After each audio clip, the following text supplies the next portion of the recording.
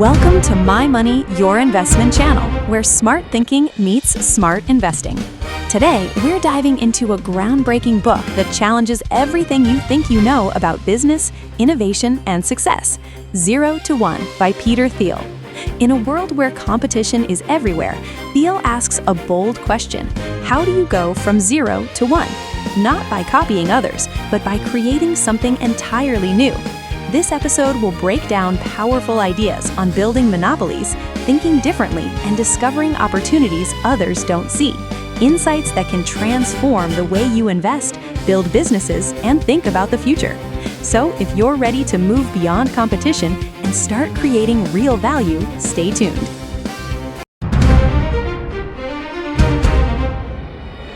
You are watching My Money, Your Investment channel.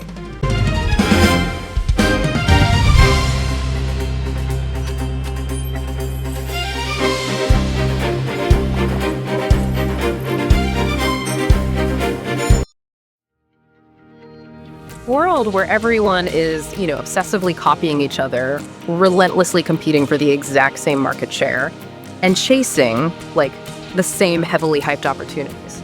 I want to start by asking you a really fundamental question. What if the actual reliable path to massive success is doing something that absolutely no one else is even attempting?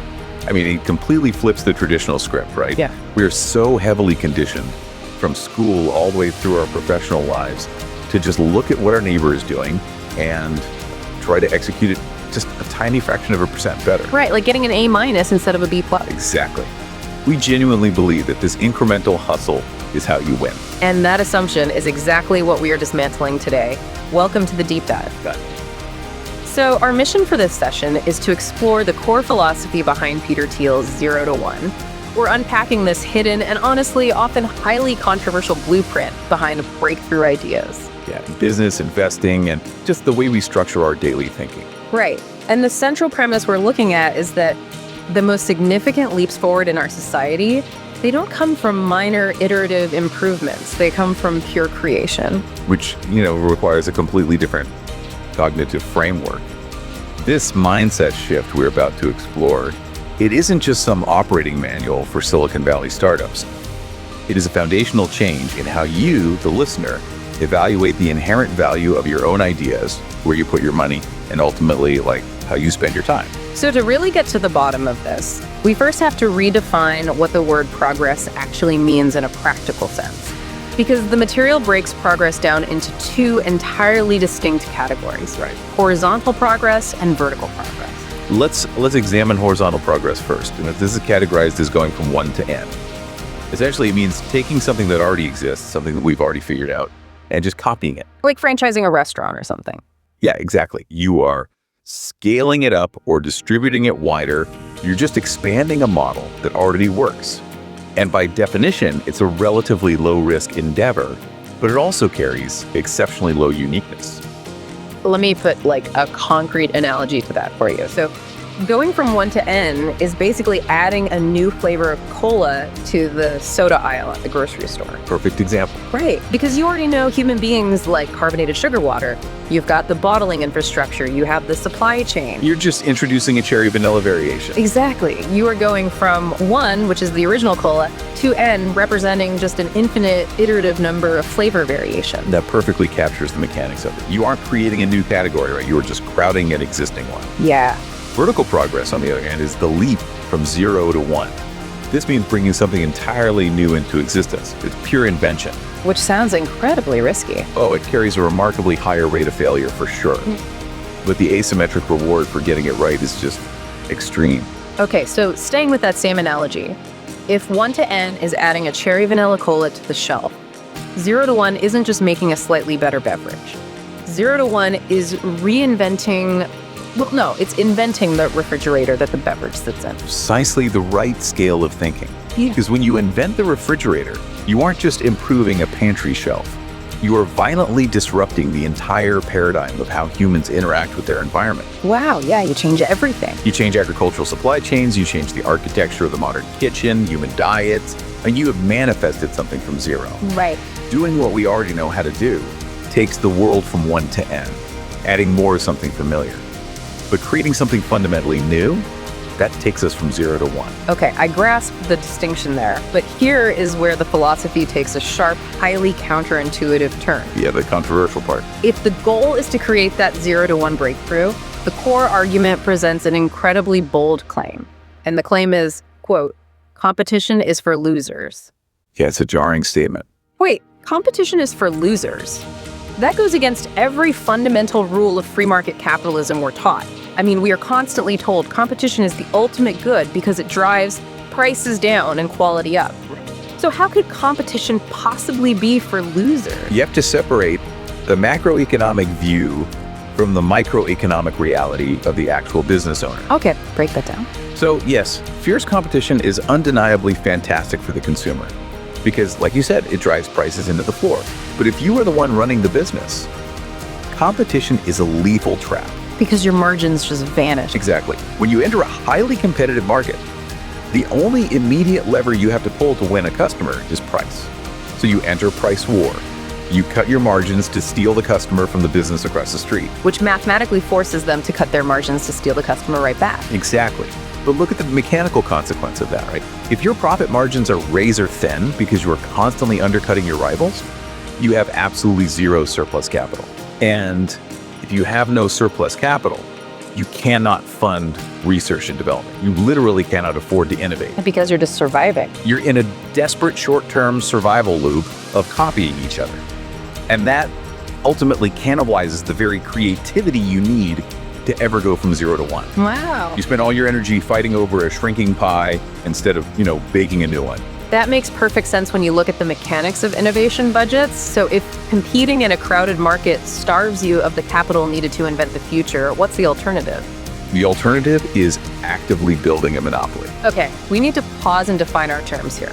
Because the word monopoly carries massive, massive negative baggage for most people. Absolutely. Like, we immediately picture a 19th century railroad baron artificially fixing prices, or some massive conglomerate engaging in illegal regulatory capture to just bully smaller competitors out of existence. Right, and that is the traditional legal definition of an illegal monopoly, yes. But the concept we are discussing here is a creative monopoly. A creative monopoly, okay. Yeah. This means building a business, a product, or a service that is so incredibly unique and so remarkably good at what it does that no one else can even offer a comparable alternative. Okay, so it's not about crushing people. No, you aren't bullying competitors. You are simply operating in a space where competitors do not exist yet.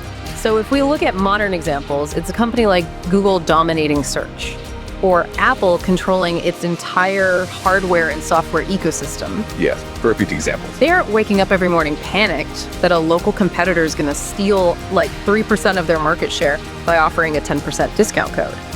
They control the architecture of their space. Because they successfully navigated the 0 to 1 leap. Uh-huh. But the strategic execution of this, and this is where most people fail, you do not build a creative monopoly by trying to conquer the entire globe on day one. You don't just launch globally and hope for the best. No, the mechanical strategy is to start in a severely restricted, hyper-specific niche. You find a highly specific problem, you solve it flawlessly for a very small group of people, and you fortify that position before you ever think about expanding. It's almost like establishing a military beachhead. Yeah, exactly like that. It's far less about launching a massive multi-front global war and much more about securing one tiny, highly defensible strip of sand.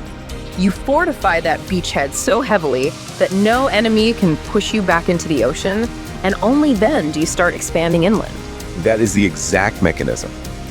But it raises the obvious hurdle, right? How do you choose the right beachhead? You can't just declare yourself a monopoly. Right, you need some sort of advantage. You need extreme leverage. You need to know something that the rest of the market is completely blind to. You're talking about finding a secret. Yes. The underlying architecture of every great 0 to 1 business is built on a secret.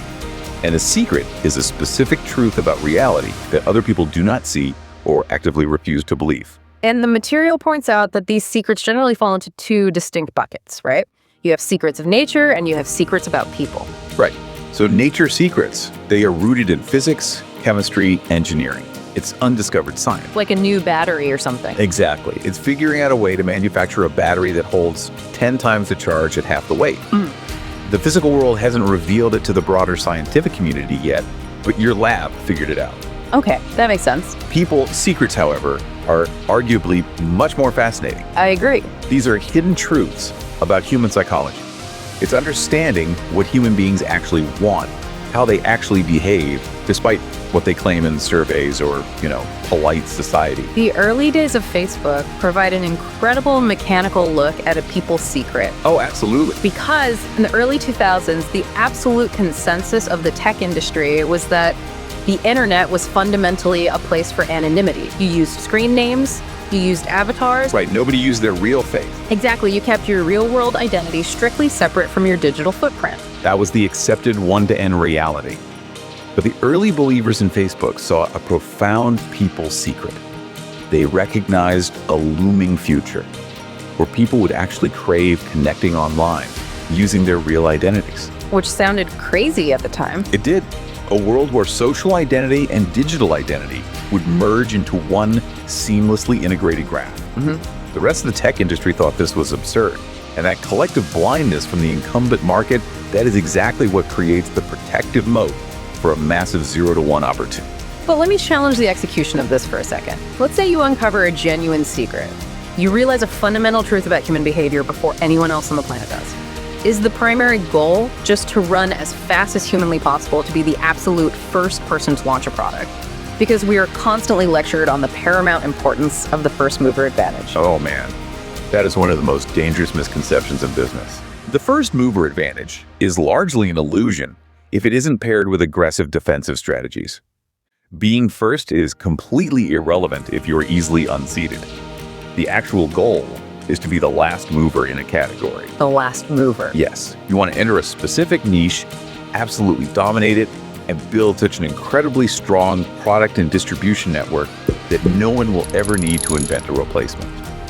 If you are the first mover, but your product is sloppy, your customer service is terrible, and you just don't capture the loyalty of the market, a second mover will simply analyze your mistakes, build a superior version, and completely wipe you off the map. If we look at Amazon, they represent the absolute gold standard of this sequence. They are the ultimate beachhead example. Definitely. Because they did not start by trying to be the everything store from day one. No, they started with books. It was a highly calculated, narrowly defined niche. Why books, though? Books are easy to ship, they don't spoil, and there's a virtually infinite catalog that physical stores cannot possibly stock. Right. Borders couldn't hold every book.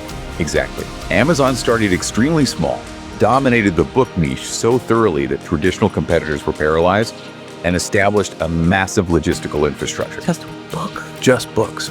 And only after they had completely monopolized that 0-to-1 beachhead did they begin to scale into CDs, electronics, and eventually global cloud computing.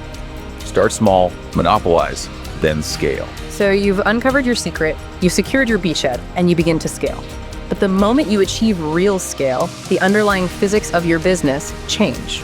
You enter a reality governed by a completely different set of mathematical rules. You are stepping into the territory of the power law. The power law. Yeah, and if there is one singular concept for investors, creators, and entrepreneurs to internalize from this philosophy, it is the mathematical reality of the power law.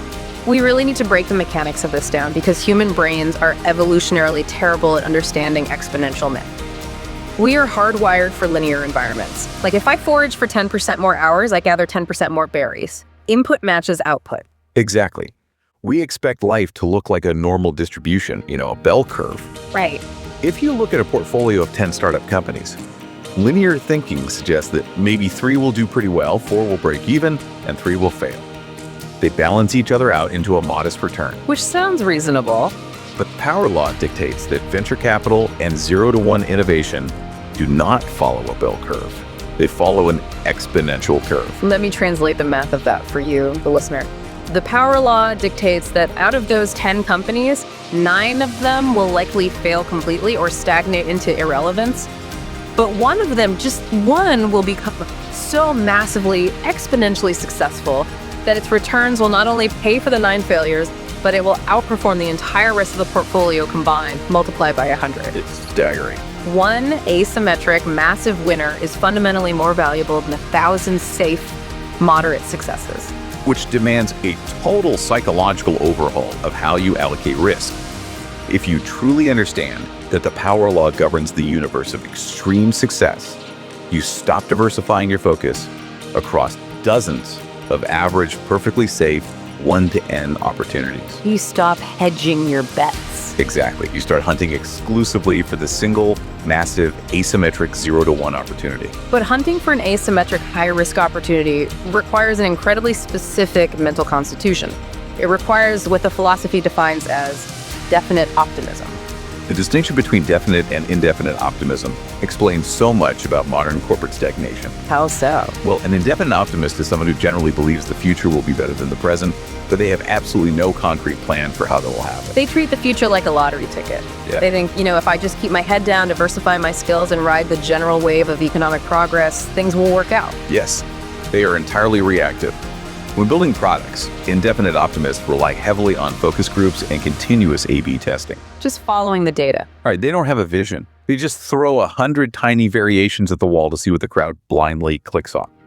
A definite optimist, conversely, believes in a highly specific, structurally sound vision of the future, and they actively construct it. They treat the future like an architectural blueprint, not a lottery ticket. They don't ask the crowd what they want. They build an uncompromising vision of what the crowd needs. But a blueprint, no matter how brilliant, is ultimately useless without the heavy machinery required to physically build it. You can sit alone in a room with your definite optimism and your profound secret, but you need an engine. And in the world of pure creation, that engine is human capital. Which brings us to the hidden internal mechanics of a 0 to 1 company: the culture and the founders. Right. A team attempting to create something that has never existed before cannot function like a traditional 9 to 5 corporate bureaucracy. It must operate as a highly aligned, mission-driven unit. And this is where we see a major departure from standard HR advice, I noticed. Oh, huge. The material strongly suggests that working with a core team you deeply historically trust and establishing an intense, almost singular culture is vastly more important than simply hiring the most impressive resumes or offering the highest salaries. Because the friction involved in going from 0 to 1 is brutal. It is a high-risk, high-stress environment that will constantly test the structural integrity of the team. It's a pressure cooker. Right. And if the founders are not fundamentally aligned on the long-term vision, like if one wants a quick buyout in 2 years and the other wants a 10-year monopolization strategy, that foundational crack will eventually bring the entire structure down. Bad mechanics and poor alignment will destroy even the most brilliant 0 to 1 idea. And even if you have perfect alignment and your team successfully builds this incredible, world-changing 0 to 1 product, there is another massive trap waiting for you. Yes, there is. This is something I hear constantly, particularly from brilliant engineers or creatives. They proudly state, if my product is truly revolutionary, it will just sell itself. It is arguably the single most pervasive delusion in the tech and startup world. The idea that great products sell themselves is a total myth. Why are we so desperate to believe that myth, though? Well, because engineers and pure creators love the clean, rational logic of building things. Code either compiles or it doesn't. Physics either works or it doesn't. It's objective. Right. Sales, on the other hand, relies on messy, irrational human psychology. So highly technical people tend to dismiss sales and marketing as superficial or manipulative. They view it as lesser work. But the mechanical reality is that distribution networks act as a critical defensive moat. Essential. It does not matter if you have engineered the most energy-efficient refrigerator in the history of thermodynamics. If you do not have a robust mechanism to articulate its value, persuade consumers to abandon their old habits, and physically distribute it into their kitchens, your invention will die in the warehouse. Exactly. Look at the modern Apple ecosystem. Apple's dominance is not solely reliant on the microchips inside the iPhone. Right. Their competitors often have comparable or even faster hardware specifications. But Apple's true 0 to 1 advantage is the product flawlessly integrated with masterful branding, compelling storytelling, and a tightly controlled, unprecedented retail distribution network. The Apple Store. Yes. They invented the Apple Store because they realized relying on third-party electronics retailers would dilute their secret. Their sales and distribution strategy is every bit as innovative and essential as their software engineering. We've covered a tremendous amount of high-level structural territory here, moving from iterative 1 to N progress toward pure 0 to 1 creation, escaping the margin-crushing trap of competition to build creative monopolies. Yes, nature and people's secrets. internalizing the brutal math of the power law. Let's actually ground this directly in your life right now. How do you actively apply this framework? Let's apply it to a common business scenario. Say you decide you want to start an e-commerce brand selling baby products. Very The horizontal 1-to-N approach is logging onto Alibaba, sourcing the exact same pacifiers and swaddle blankets as 10,000 other sellers, throwing them on Amazon, and fighting a bloody price war to the bottom. which we've established is the ultimate trap. You will bleed your margins dry and never have the capital to actually build a brand. So how do you find a 0-to-1 angle in something as saturated as baby products? You step back and search for a secret. You realize that what first-time parents are actually experiencing isn't a lack of pacifiers. It's a profound sense of terror and a lack of guidance. Yeah. So you don't just sell individual commodities, you build a highly unique ecosystem. You create a subscription model synced exactly to the developmental weeks of the child. Oh, that's smart. You integrate pediatric guidance directly with the physical products. You curate a community. You combine elements in a way no one else is doing, moving yourself entirely out of the commodity price war and into a category of one. You build a micro-monopoly. And if we apply this lens to investing or managing your own career, The underlying logic is identical. If you are reading the exact same financial headlines as millions of other retail investors, and you are buying the exact same heavily hyped index funds or trending stocks, you are playing a crowded 1-to-N game. you're just part of the herd. Right. To capture 0-to-1 returns, you have to seek out the asymmetric, undervalued, and completely ignored opportunities. You have to find the quiet teams that are systematically building monopolies based on secrets the broader market hasn't woken up to yet. Now, as transformative as this philosophy is, I think it is our responsibility to provide a rigorous intellectual reality check. We cannot pretend this is a flawless, guaranteed algorithmic formula for generating billions of dollars. Absolutely not. It is crucial to acknowledge the structural limitations of this framework. First, not every single endeavor needs to be a 0-to-1 monopoly. A local bakery or an independent accounting firm operates in a highly competitive 1-to-N market, and they provide incredible value and a wonderful living for their owners. The economy needs both. We still need bread and taxes. Exactly. Second, attempting a 0-to-1 leap carries an astronomically high rate of variance and risk. When you are attempting something with zero historical precedent, the odds of total failure are massive. There is no safety net when you are the one trying to invent the concept of a net. Exactly. And finally, there is the uncontrollable variable of timing. You can possess a profound secret, assemble an elite team of definite optimists, and engineer a flawless product. But if the broader technological infrastructure isn't ready, Give me an example of that. like if you try to launch a mobile video streaming platform in 2003 before 4G networks exist, you will still fail.